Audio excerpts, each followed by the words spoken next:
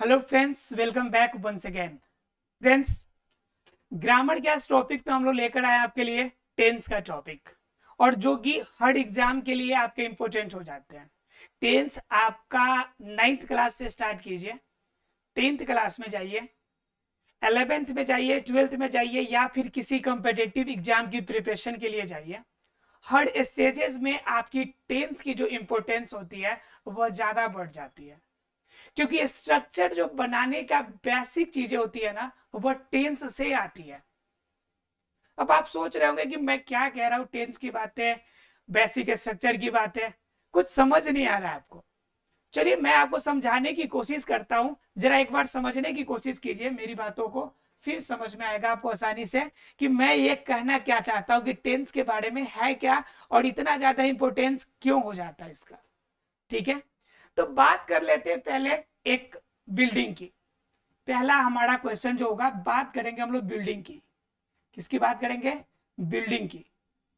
अब बिल्डिंग मतलब बड़ा सा घर, सब कोई जानता होगा इसके बारे में। अब जरा गौर कीजिए, आज जरा मुझे बताइए कि इस बिल्डिंग के अंदर आपका बिल्डिंग जो बनेगा वह किन चीजों से मिलके बनेगा। तो कोई बिल्डिंग है तो ऑब्वियसली सी बात है कि बहुत सारे उसके अंदर रूम्स होंगे, बहुत सारे रूम्स होंगे, और इन रूम्स के कंपोजिशन से आपका बिल्डिंग बना हुआ होगा। बहुत सारे रूम्स होंगे, बहुत सारे आपका लंबा चौड़ा यार्ड होगा, उसका बहुत सारा आपका बाउंड्री वॉल होगा, बहुत सारा आपका एरिया होगा। इन सभी को अगर मिलाएंगे तो आपका बनेगा एक बिल्डिंग बनेगा। क्लियर है? अब जरा एक और बात बताइए कि इस बिल्डिंग को बनाने में क्या लगा होगा।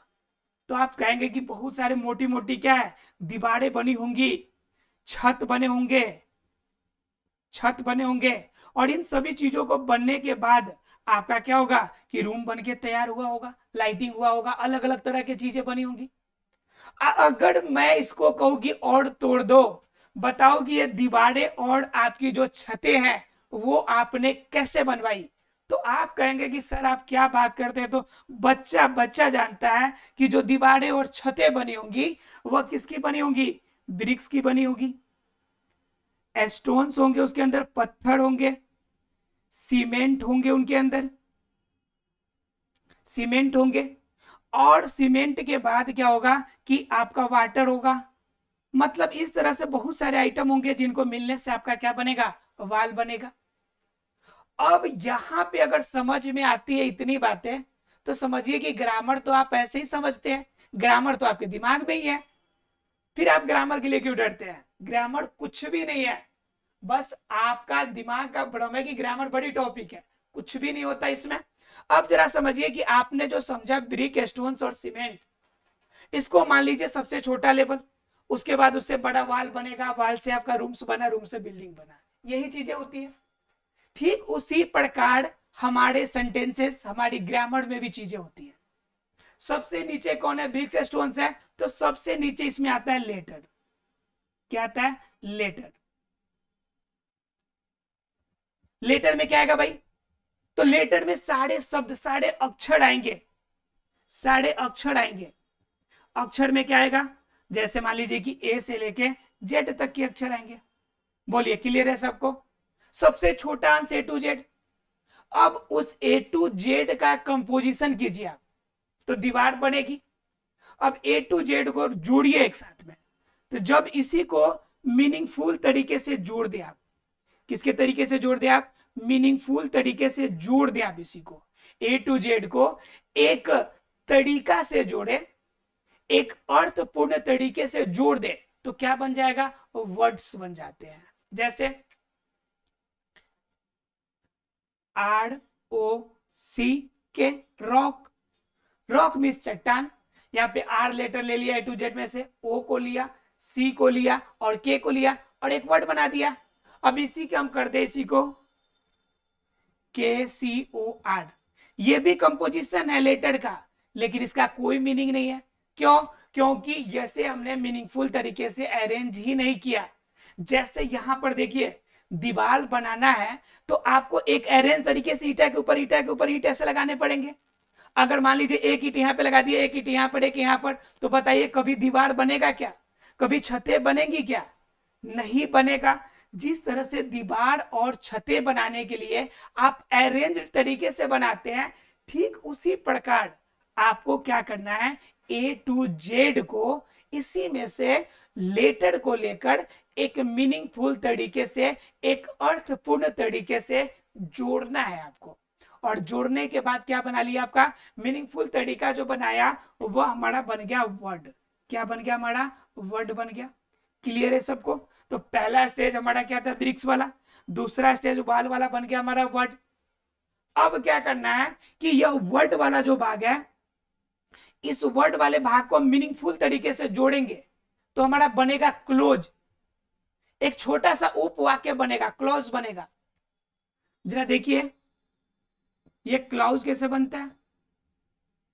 तो क्लॉज वास्तव में बनेगा कैसे, जब इसी को दो तीन आपके वर्ड को मीनिंगफुल तरीके से जोड़ दे। जैसे थैंक यू, थैंक यू, आपको धन्यवाद, क्लॉज बन गया। और को और जोड़ के देखिए, किसी और को जोड़ के देखिए, रन अवे, भाग जाओ, क्या बन गया, क्लॉज बन गया। मतलब जब दो तीन वर्ड को एक साथ जोड़िएगा तो क्या बनेगा, छोटा छोटा वाक्य बनेगा। और छोटे वाक्य को हम क्या कहेंगे, क्लॉज कहेंगे, अर्थात उपवाक्य बन गया। क्या बन गया, उपवाक्य बन गया। उपवाक्य बनने का मतलब है रूम बन के आपका क्या हो गया, तैयार हो गया। क्या बन गया, रूम बन गया। अब रूम बन गया तो भाई क्या करना है आपको, रूम बनने के बाद तो आपको बिल्डिंग बनानी है ना। क्या बनानी है, बिल्डिंग बनानी है। और बिल्डिंग बनाने का मतलब क्या है कि इन्हीं जब क्लॉज को आप जोड़ दीजिएगा मीनिंगफुल तरीके से तो ये बना जाएगा पूरा सेंटेंस। और पूरा सेंटेंस जो होगा वही हमारा बिल्डिंग तो है। जो सेंटेंस बनेगा उसी को हम क्या कहते हैं, बिल्डिंग कहते हैं। जैसे Mohan runs away from market. Mohan बाजार से भाग आता है।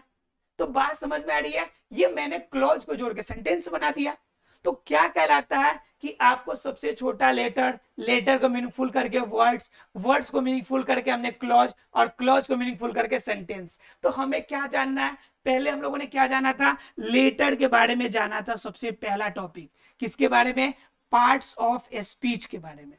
किसके बारे में जाना था, पार्ट्स ऑफ स्पीच के बारे में, अर्थात लेटर के बारे में जाना था कि लेटर क्या होते हैं। पूरी दुनिया की सारे लेटर्स को हमने तोड़ा था 8 भागों में, और 8 भाग को हमने कहा था पार्ट्स ऑफ स्पीच। तो ये हमने लेटर पढ़ा था। लेटर समझ में आ गया तो अब इसको अरेंज करना है हमें, और अरेंज करके जो सेंटेंस बनाने हैं, जो एग्जाम में सेंटेंस पूछे जाते हैं, जिनसे आप बातों को बोल पाते हैं, जिससे आप बातों को समझ पाते हैं, वह सेंटेंस हमारा कौन सिखाएगा, जो टेंस है। टेंस हमें बताएगा कि सेंटेंस का फॉर्मेशन कैसे होगा। क्लियर है फ्रेंड्स? तो हम समझ सकते हैं कि जो टेंस होगा हमारे लिए कितना ज्यादा इंपॉर्टेंट हो जाता है। तो टेंस का इंपॉर्टेंस इतना है कि समझिए कि आपका रीढ़ का हड्डी है, बेसिक चीजें है, जिसे अगर आप समझ लिए तो आप क्या कर सकते हैं कि ग्रामर के बहुत सारे बातों को आप ऐसे ही समझ जाएंगे। ठीक है, तो आज की क्लास में हम लोग क्या जानेंगे, टेंस के बारे में जानेंगे। और टेंस हमारा क्या बताएगा, सेंटेंस का फॉर्मेशन बनाएगा, सेंटेंस का एक रूप तैयार करके देगा, एक वाक्य का एक अलग फॉर्म देगा। इसके बारे में जानेंगे हम लोग। तो स्टार्ट करते हैं आज का टॉपिक और जानते हैं किसके बारे में, टेंस के बारे में। ठीक है, देखिए टेंस वास्तव में होता क्या है, टेंस किसे कहते हैं। ठीक है, बात आती है टेंस किसे कहते हैं, किसे है, और टेंस होता क्या है। तो टेंस कहता है कि कोई भी आप जब काम करते हैं, कोई भी वर्क करते हैं, तो उसका कोई वर्क करने का कोई टाइम रहा होगा, कोई समय रहा होगा जिस समय आप उस काम को करते हैं। यानी किसी भी कार्य को करने में जो समय लगता है ना, उसी को हम टेंस कहते हैं। अब जैसे एक एग्जांपल से समझिए, अभी आप क्या कर रहे हैं, अभी आप पढ़ रहे हैं, अभी आप अपने मोबाइल में वीडियो देख रहे हैं और वीडियो के साथ आप पढ़ रहे हैं। क्लियर? अभी से ठीक 10 मिनट पहले जब मैंने क्लास स्टार्ट नहीं किया था, उससे पहले आप क्या कर रहे थे? उससे पहले आप खाना खा रहे थे। तो क्या हो गया यहाँ पे? ध्यान से समझिएगा। अभी एंड प्रेजेंट मूवमेंट। अभी क्या कर रहे हैं? आप वीडियो देख रहे हैं, आप क्लास देख रहे हैं। किस चीज की क्लास देख रहे हैं? तो टेंस की क्लास देख रहे हैं भैया। क्लियर? अभी टेंस का क्लास चल रही है अभी, और इस टेंस की क्लास चलने से पहले आप क्या कर रहे थे? आप खाना खा रहे थे। ये स्टार्ट होने से पहले आपका काम क्या था? खाना खाना। आप खाना खाए जा रहे थे उस समय किसी चीज की नजर नहीं थी आपको, सिर्फ आप खाने के पेड़े में लगे हुए थे। कितना जल्दी खा ले, कितना ज्यादा खा ले, क्लास देखना हमें। तो उस समय आप खाना खा रहे थे। अब एक और बात होती है कि आप ये वीडियो देखने के बाद क्या करेंगे? तो आपने माइंड सेटअप कर लिया है कि हमने वीडियो देख लिया, तो फटाफट हम इसका नोट्स बना लेंगे। चाहे नोट्स साथ साथ बना लेते हैं। इसके बाद वीडियो देखने के बाद हम खेलने चले जाएंगे। प्लेइंग, हम खेलने चले जाएंगे, यानी प्ले करेंगे, खेलेंगे।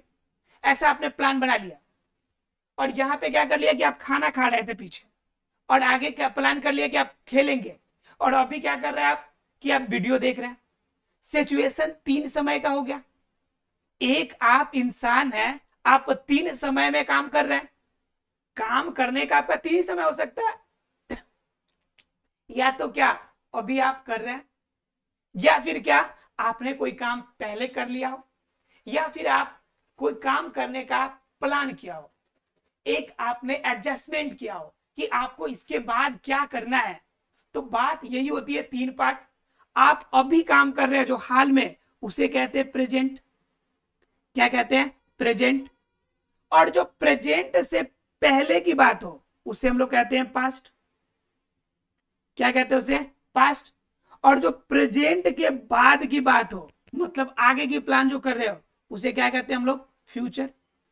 क्या कहते हैं उसे? फ्यूचर। बात समझ में आ रही है? प्रेजेंट अभी का समय, जब आप वीडियो देख रहे हैं, जब आप टेंस की क्लास देख रहे हैं।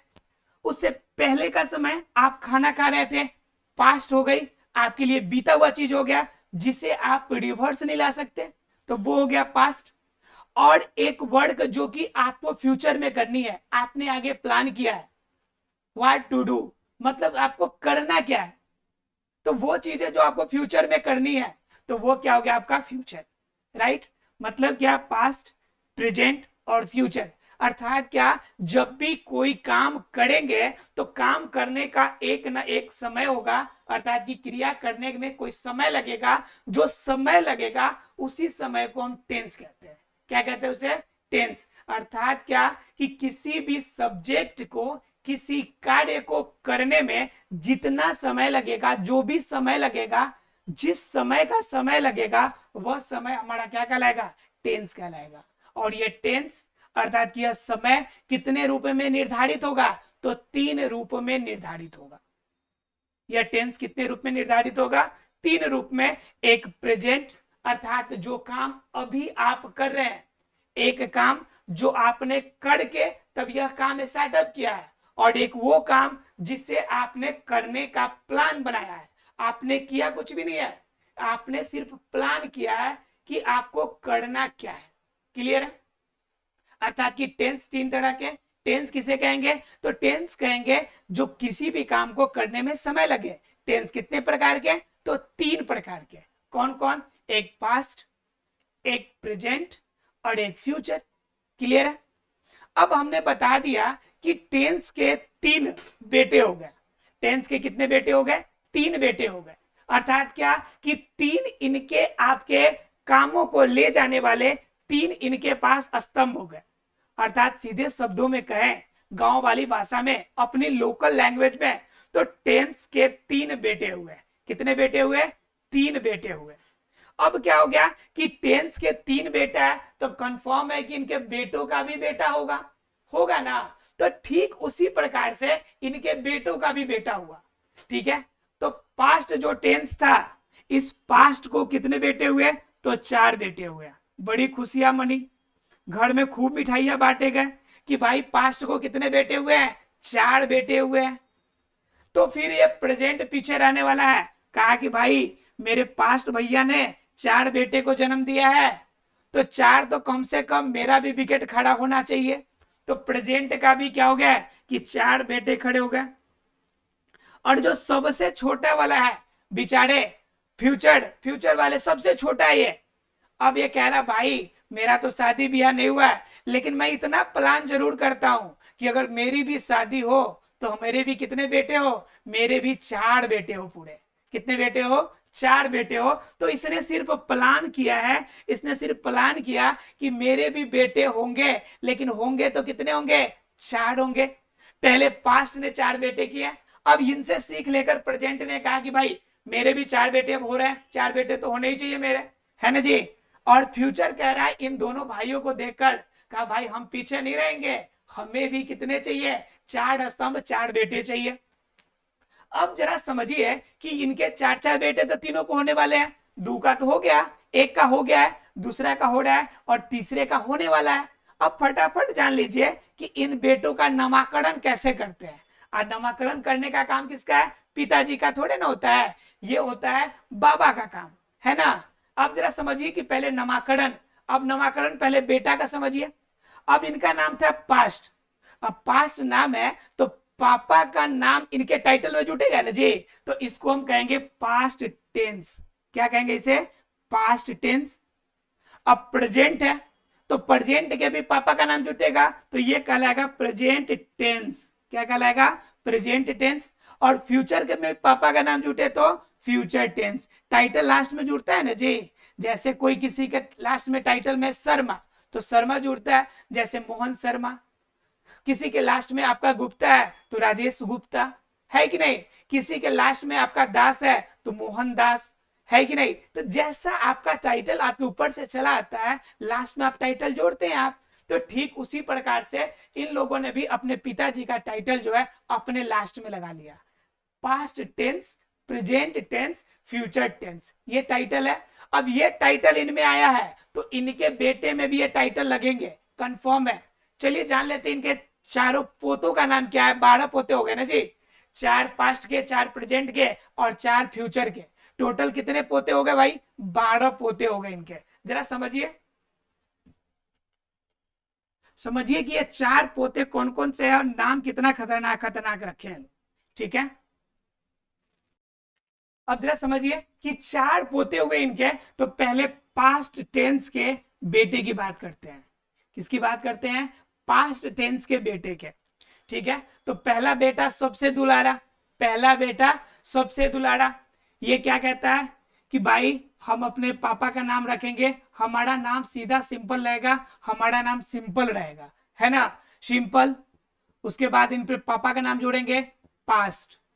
पिताजी का टाइटल तो लेना है कि नहीं लेना है? बाबा जी का टाइटल चलेगा, तो ये सिंपल पास्ट टेंस। बताइए नाम क्लियर हुआ कि नहीं?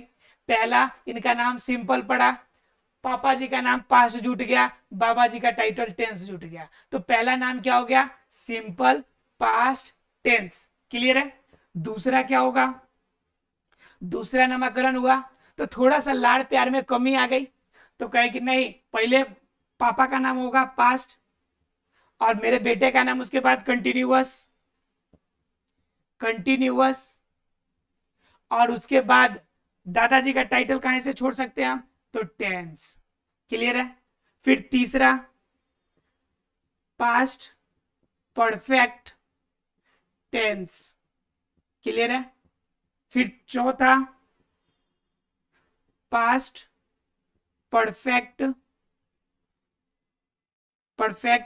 Continuous tense, continuous tense.